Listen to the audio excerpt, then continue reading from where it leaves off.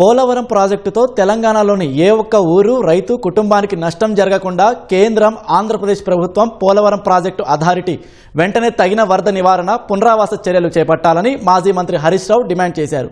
పోలవరం ముంపు వల్ల తెలంగాణ గ్రామాలకు పొంచి ఉన్న ముప్పుపై గతంలో బీఆర్ఎస్ తరపున ఆయన రాసిన లేఖకు పీపీఎస్ సమాధానం ఇచ్చింది. గోదావరి పరివాహక ప్రాంతంలోని రాష్ట్ర ప్రజల ప్రాణాలు, జీవనోపాధి, వ్యవసాయ భూముల పరిరక్షణకు హరీష్ రావు తీసుకున్న చొరవను అథారిటీ అభినందించింది. ముప్పు సమస్యను అత్యంత ప్రధానమైనదిగా గుర్తించి తప్పకుండా పరిష్కరిస్తామని హామీ ఇచ్చింది. గతంలో 2025 ఏప్రిల్ 8న తెలంగాణ ఏపీ అధికారుల మధ్య జరిగిన అంతర్రాష్ట్ర భేటీలో తీసుకున్న నిర్ణయాలను లేఖలో గుర్తు చేసిన పీపీఏ బ్యాక్ వాటర్ ప్రభావాలకు సంబంధించిన సమస్యలకు అత్యధిక ప్రాధాన్యత ఇస్తున్నట్లు తెలిపింది.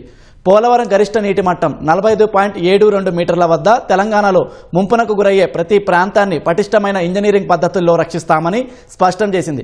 ఒకవేళ రక్షించడం సాధ్యం కాకపోతే నిబంధనల ప్రకారం ఆ భూమిని సేకరించి నిర్వాసితులకు పునరావాసం కల్పిస్తామని తెలిపింది.